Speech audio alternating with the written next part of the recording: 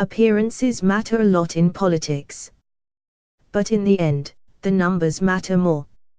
On Brexit as on everything else, Theresa May has always behaved as if she is a prime minister with a clear parliamentary majority, a united party and a reconciled country behind her. But the reality is that she is none of these things, and Wednesday's 4-vote Commons defeat has found her out. May's prime ministership is doomed to be defined by the jagged interface between two unreconciled mandates.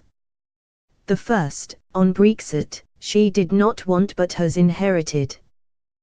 The second, a post-referendum parliamentary majority, she desired but was denied.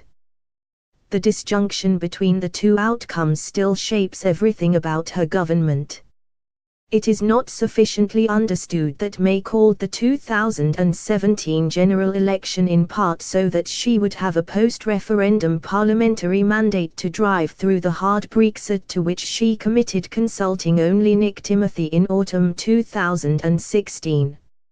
She needed that majority, so she persuaded herself, in order to compel pro-European Tories to vote in line with the manifesto and against their beliefs, and support her version of Brexit.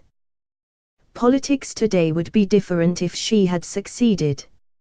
True, nothing will stop Ken Clarke and perhaps Anna Soubry from voting against Brexit in whatever form it is presented.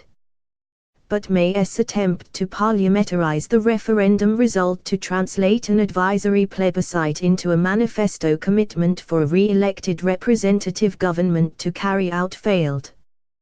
That failure changed everything, even though May has continued to pretend and perhaps believe otherwise.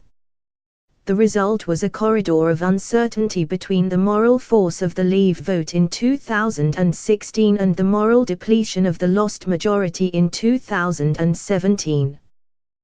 That space is the political Achilles heel, not just of May but of Brexit itself. It makes it much easier for MPs of all parties, but crucially for Tory rebel MPs, to oppose a hard Brexit, aspects of Brexit and even any Brexit at all.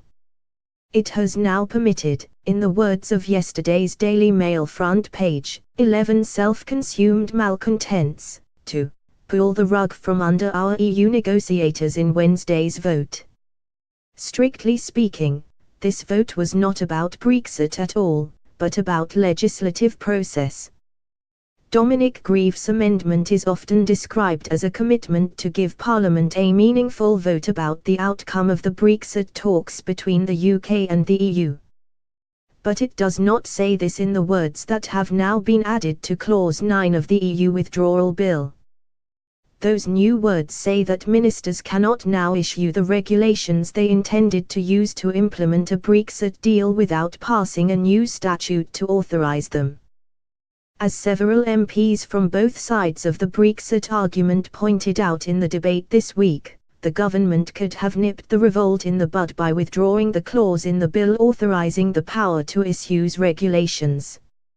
Something of that sort may yet happen before the bill heads to the Lords in the new year. The impeccable principled procedural focus of Grieve's amendment gave him a defence against being a Brexit, and helped to make voting against the government into an act that promoted parliamentary sovereignty against the executive, rather than an attempt to scupper the Leavers.